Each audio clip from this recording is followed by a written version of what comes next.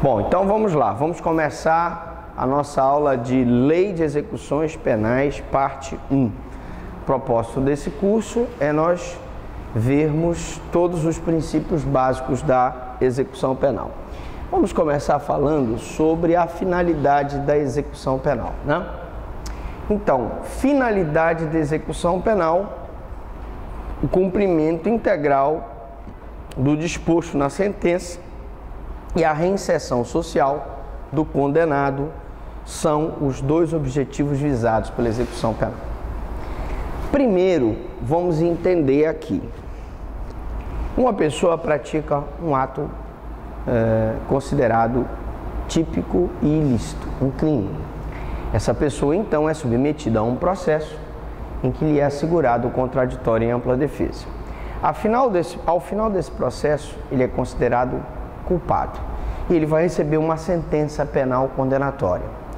E quando ele recebe essa sentença penal condenatória, essa sentença penal precisa transitar em julgado, ou seja, não caber mais nenhum tipo de recurso.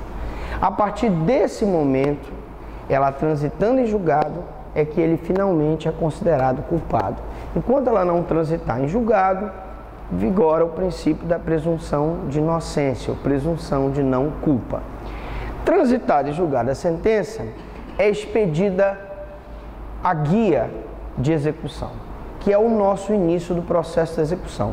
A partir daí, o juiz do conhecimento já prestou a sua tutela jurisdicional, já proferiu a sentença, consequentemente, ele não tem mais nenhum papel. Qual momento que é expedido essa... Sim, nós temos o juiz do conhecimento, processa aquela pessoa e no final daquele processo, aquela pessoa é considerada culpada. Há uma sentença condenatória e após a sentença condenatória eu tenho prazo para o recurso. Se ninguém recorrer, aquela sentença transita em julgado, feita uma certidão do trânsito em julgado da sentença e após a certidão do trânsito em julgado é expedida a guia de recolhimento. Né? Aquela guia de recolhimento das custas e a guia de execução penal. Logo, a partir desse momento, acaba a função do juiz do conhecimento, inicia a função do juiz da execução penal. Então, a partir desse momento, eu vou ter a execução penal, que vai se executar aquela pena, privativa de liberdade, restritiva de direito, multa. Muito bem. Como eu disse aqui, primeiro objetivo da sentença é a reinserção social. E é nesse ponto que os doutrinadores convergem para a ideia da falência do sistema penal. Porque o sistema penal, ele não ressocializa. Essa seria a principal função. A segunda função seria aquela função repressiva, de punição. Nessa ele funciona bem. Porque, na verdade, as nossas penitenciárias punem de forma bem rigorosa e até desumana aquelas pessoas que praticam a conduta. Então, o sistema penal ele vem pecando na sua principal função, que é a função de reinserção social. Só para falar um pouco de reinserção social, eu só posso pensar em reinserção social de um criminoso se eu qualificá-lo mais do que ele tem a qualificação aqui fora, em liberdade, para que ele, qualificado na cadeia, tenha condições de, quando ele sair, ele ser reinserido no mercado de trabalho. Porque se assim eu não fizer, o que vai acontecer? É muito mais fácil, como eles dizem lá, fazer uma parada, ele pega um 38, vai na rua e assalta, um assalto ele leva aí R$1.000, do que ele tentar trabalhar para ganhar salário mínimo para sustentar a família. Então, é preciso que haja um reforço dessa parte de reinserção social, tá? E, principalmente, na parte da qualificação do condenado. Bom, então, a finalidade do cumprimento integral do disposto na sentença e da reinserção social. Para tanto, adotou o legislador brasileiro uma teoria mista acerca da finalidade da pena. Por que ela é uma teoria mista? Porque ela tem um misto de punição e um misto de ressocialização. Nesta sanção penal traduz uma retribuição pelo crime cometido, prevenção especial e geral. Não há dúvida nenhuma que quando o Estado condena aquele indivíduo numa pena privativa de liberdade, numa pena restritiva de direito ou numa multa, ele está retribuindo ao cidadão, tá? De uma certa forma, se vingando do cidadão, pelo cidadão ter violado a sua lei, a lei do Estado. O Estado faz um conjunto de leis e que se o indivíduo pratica um crime, ele viola essa lei, portanto ele tem que ser punido. A prevenção é especial porque, como nós já vimos em outras disciplinas, nós temos o princípio da individualização da pena. De acordo com as circunstâncias judiciais, culpabilidade antecedente, conduta social, personalidade do agente, ele vai receber uma pena de acordo com a sua conduta. E a prevenção geral é para evitar que ele venha a praticar novas infrações penais, para proteger a ordem pública da prática de novas infrações. Então, é a oportunidade por oferecer ao condenado novos conhecimentos que lhe proporcionarão uma alternativa para a reintegração na sociedade. Quando a gente fala apresentar novos conhecimentos, nós estamos falando, em linhas gerais, de qualificação, cursos profissionalizantes, como, por exemplo, mecânica diesel, informática. O cara vai fazer um curso de padeiro, marceneiro, oleiro, vai, enfim, aprender uma profissão dentro da cadeia. Isso seria o certo. Vai ele numa colônia agrícola, como na Heleno Fragoso, aprender a cultivar hortaliças, aprender a plantar, aprender numa colônia industrial a produzir bolas, cadeiras, mesas, etc. Consertar computadores, né? Existe um projeto muito interessante lá em Brasília, em que é recolhido aquele material de informática e os presos aprendem a reciclar aquele material. Então, são exemplos de conhecimentos que proporcionam uma alternativa para a reinserção na sociedade, abandonando, se assim desejar, a delinquência. Porque, gente, eu estava lendo agora um artigo sobre o crack. Ao contrário do que muita gente pensa, há solução para o crack. O crack, a pessoa que é viciada em crack, ele pode ser recuperado, desde que haja para ele alternativa. Se eu der ao preso uma alternativa, ele consegue sair da delinquência.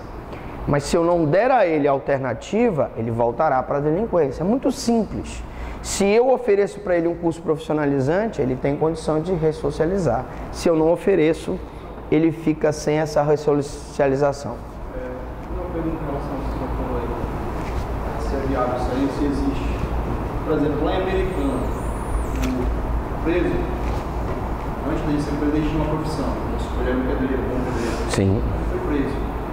Existe, assim, alguma situação que os órgãos públicos possam requisitar essa mão de obra, por exemplo, uma escola, vai ser construída uma escola aqui, vai precisar de um pedreiro, ou 2 ou 3.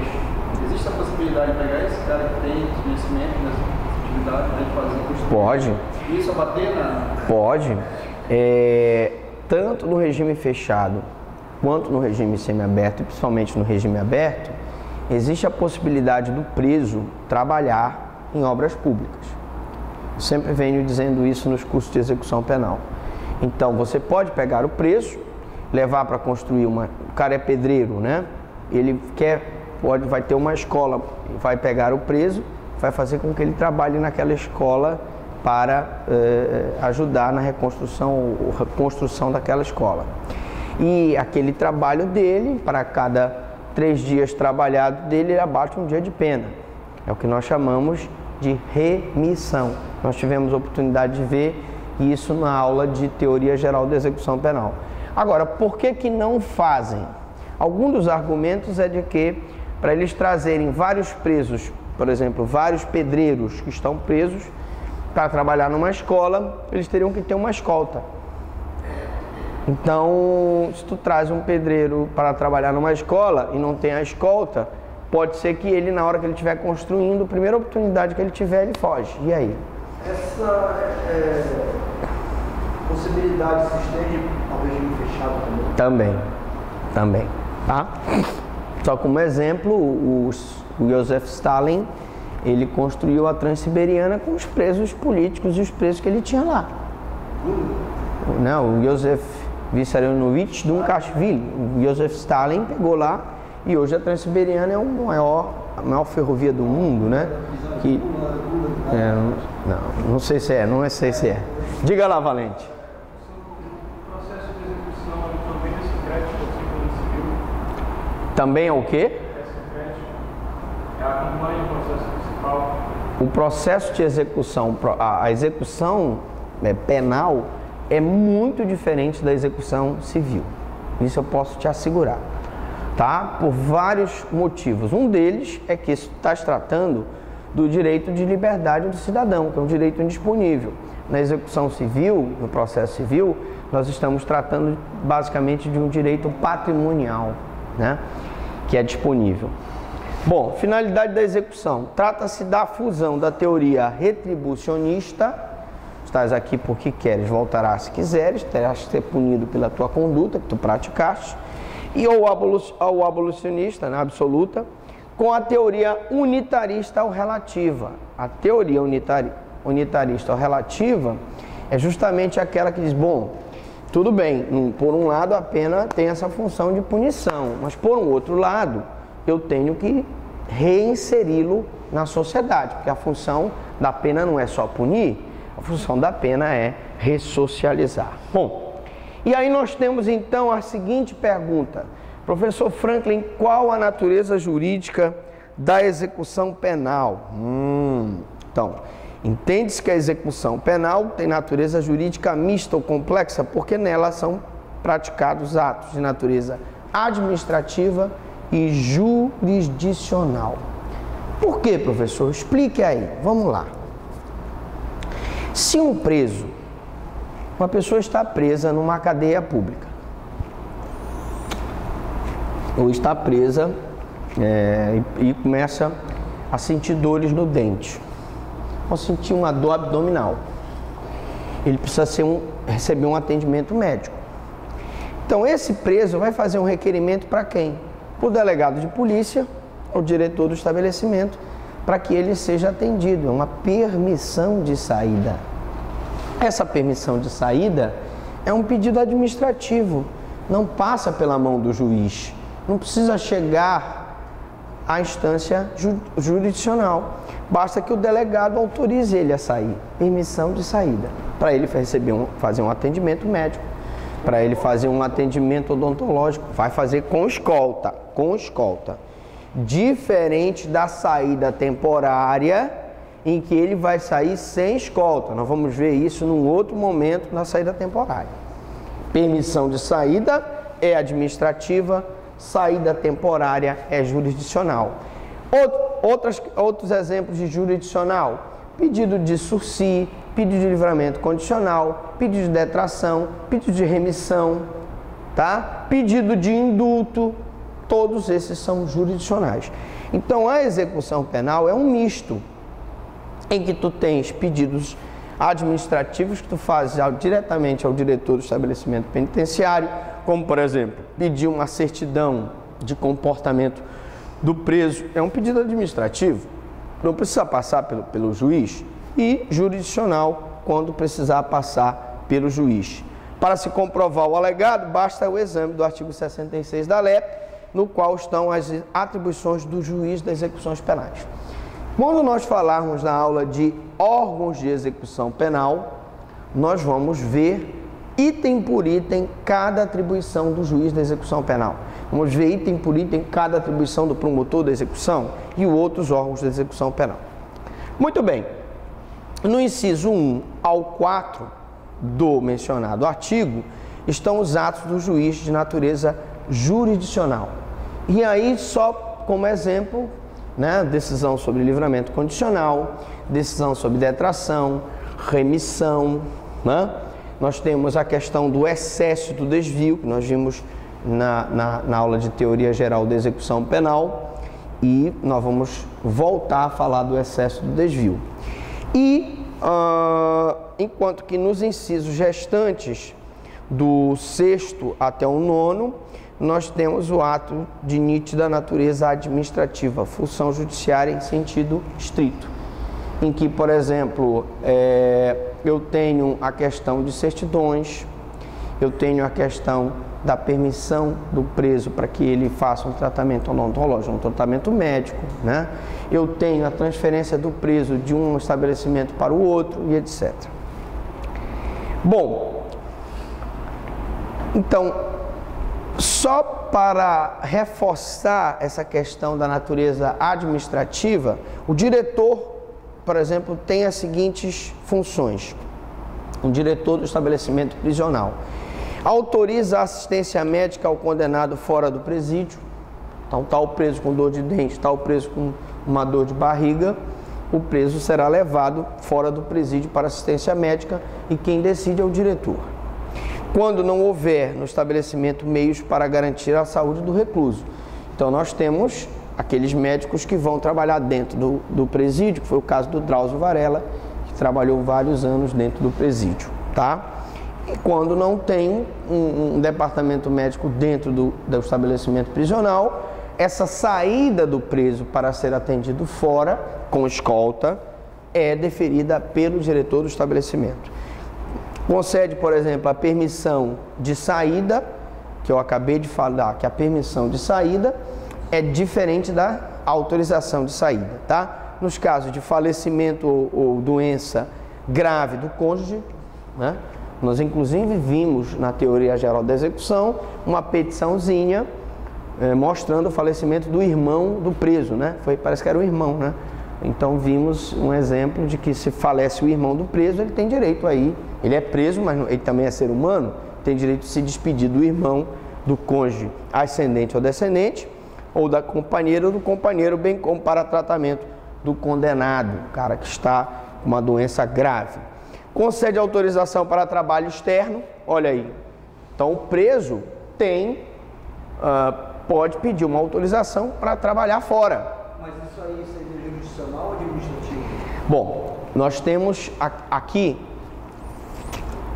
eu posso ter um trabalho administrativo, então o preso faz esse pedido para o delegado de polícia ou para o diretor do estabelecimento, e aí tu pode ter um deferimento administrativo daquele pedido. Se o diretor do estabelecimento não autoriza, aí o preso pode pedir para o juiz.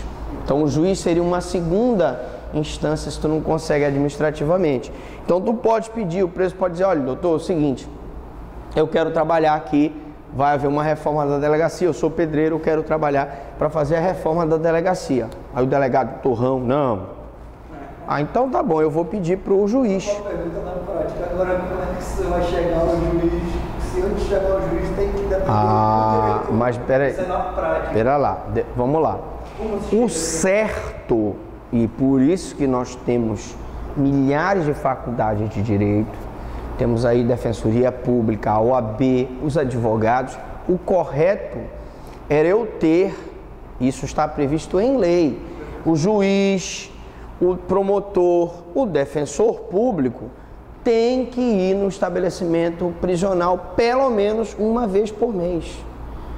E quando eu estava trabalhando nas varas criminais, nas promotorias criminais, eu ia, inclusive no meu livro A Voz da Cidadania, tem o que nós fazíamos, eu e o doutor Manuel Maria, o saudoso juiz que faleceu num acidente de carro, trabalhava comigo em Conceição, nós íamos na delegacia de polícia e nos entrevistávamos com os presos.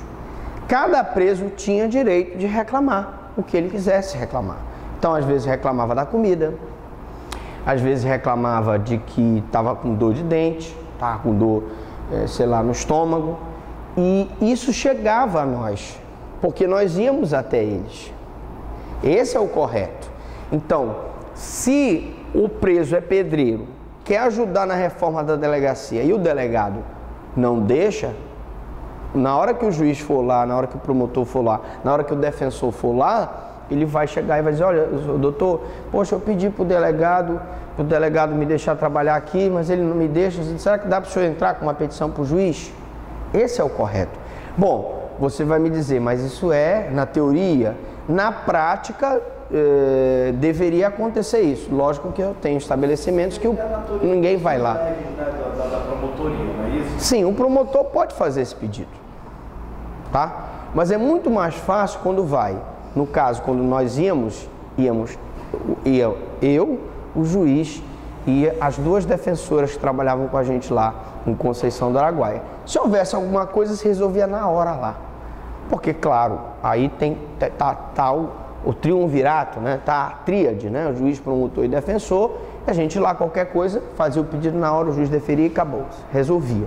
Mas eu concordo com você que em milhares de estabelecimentos aí, o preso não tem acesso a um defensor. Então, sim. No caso aí, o delegado vai sempre alegar. Ele não deixa que ele é mal comportado, isso? Claro que isso deverá ser considerado, como também a gente considerava que lá em Conceição do Araguaia, os presos, alguns presos cumpriam pena em redenção. E aí vinha aqueles pedidos de livramento condicional. Não tinha uma certidão de mau comportamento do preso. Todo preso vinha com bom comportamento. E aí a gente achava aquilo estranho. Não é possível que todo preso é gente boa. Não era, gente. Depois a gente descobriu que a diretora lá de redenção mandava com bom comportamento que quanto mais ela se livrasse daquele preso, melhor para ela.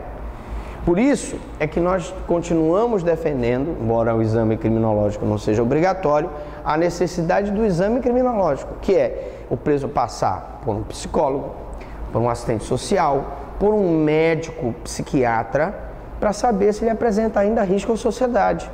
Porque não pode ser um diretor que vai dar um atestado de comportamento do preso. Tem que ser um conjunto de pessoas. Porque, afinal de contas, quando você coloca na mão do diretor, ou ele pode fazer isso para se livrar do preso, ou ele pode estar fazendo isso para ganhar um dinheirinho extra. Surgiram duas problemáticas aí muito sérias, inclusive o senhor acabou de falar, esse aperreio que o próprio sistema tem de se desfazer daquele momento porque não suporta mais. Claro. Aí acontece o que aconteceu agora recente com o rapaz que matou o cartunista. As penitenciárias estão... Ele voltou a matar porque ele ganhou estão lotadas. O laudo de que ele estava recuperado, que matou o cartunista. Isso. Certo? Então, ou seja, isso pode ser em decorrência dessa pressa para se livrar, para dar uma folga. Muitas das vezes, a juíza que deferiu esse pedido para aquele rapaz que matou o cartunista, ela se baseou num documento que dizia que o preso tinha bom comportamento. Mas a rigorosidade disso? Pois é que eu estou te dizendo, não está tendo muito rigor. Exatamente.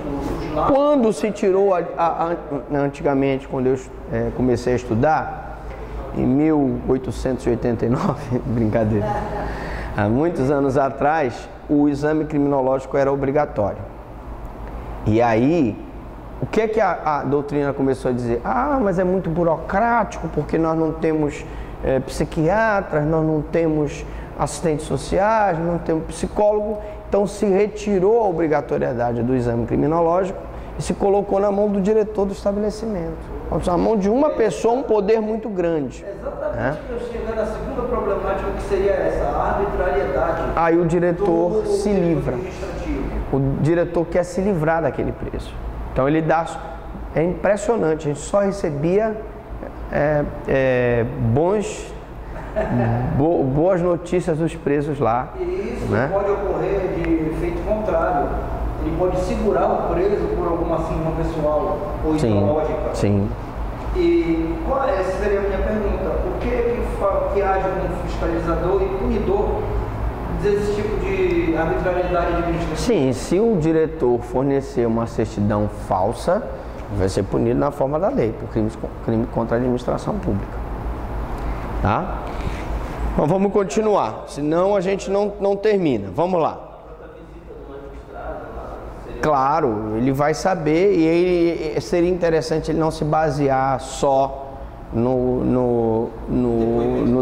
na certidão do diretor. Ele vai perguntar para outras pessoas que estão lá com o preso, ver se realmente ele é cartão em amado ou não. Exatamente, cara. Ok. Então, trabalho externo, né, entre outras atribuições, na execução da pena ou na medida de segurança, né, o preso começou a apresentar um problema mental e que ele está lá junto com os outros presos e, na verdade, ele precisa ser transferido para um manicômio judiciário. Tudo isso ele vai e conversa com o juiz, se não for deferido administrativamente. Embora não se negue que a execução penal se desenvolva nos planos administrativo e jurisdicional, a tutela tendente à efetivação da sanção penal é objeto de processo de execução de natureza indiscutivelmente jurisdicional. E quando eu tiver pedidos de sursi, de livramento condicional, de excesso, de desvio, aqueles pedidos mais complexos, não há dúvida nenhuma que não vai ser decidido em relação à parte administrativa. Vai ser feito um pedido em que terá que ser decidido por um juiz mediante contraditório em ampla defesa, oitiva do Ministério Público, etc. Bom, é o que ensina a professora Ada Peregrini Grinover. Não se nega que a execução penal é atividade complexa que se desenvolve entrosadamente nos planos jurisdicional e administrativo. Nós temos uma pequena parcela da parte administrativa e, não resolvido o problema administrativamente, eu vou recorrer ao plano jurisdicional. Agora eu chamo a atenção para vocês dos princípios da execução penal. Esses princípios são importantes a gente aprender, porque esses princípios serão aplicados em todos os incidentes da execução penal. Princípio, né? Princípio é aquilo que você se baseia para poder desenvolver um trabalho na execução penal. O primeiro princípio, gente, é o princípio da jurisdicionalidade ou judicialidade da execução penal. Ou seja, a jurisdição não se esgota com o trânsito em julgado da condenação. Então, a partir daquele momento que o juiz do conhecimento condena aquela pessoa, se esgota a função dele, juiz de conhecimento. A partir daí, expedida a guia de execução, eu vou ter o trabalho do juiz da execução penal. Ou seja, não se de conhecimento. Ao contrário, ele persiste durante todo o processo de execução. Então, os incidentes da execução penal, o excesso, o desvio, o livramento, a comutação de penas, o indulto, a anistia, são institutos que vão ser decididos na execução penal. Progressão de regime, regressão de regime, são institutos da execução penal.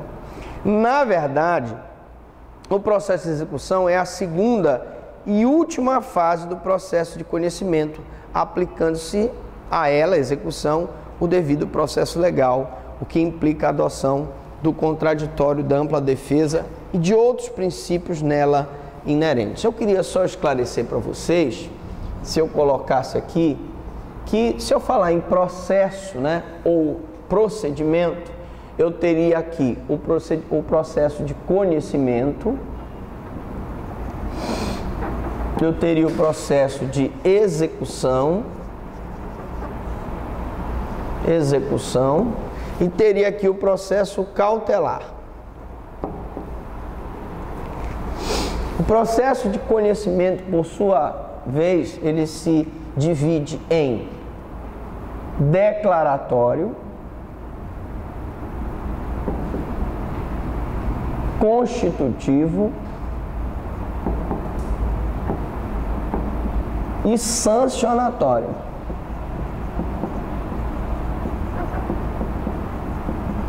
O que nos interessa é o sancionatório aqui, porque sancionatório implica na aplicação de sanção. O sancionatório, por sua vez, se divide em aplicação de sanções privativas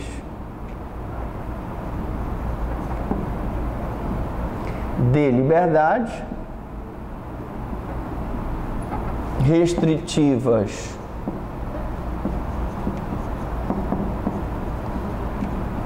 de direito e multa. Aqui na execução penal, você já tem uma sentença, um processo de conhecimento, e nós já vimos que a execução penal se divide em decisões administrativas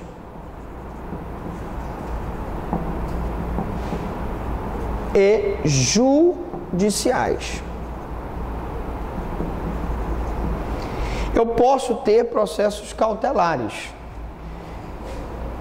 no processo penal. Podem ser preparatórios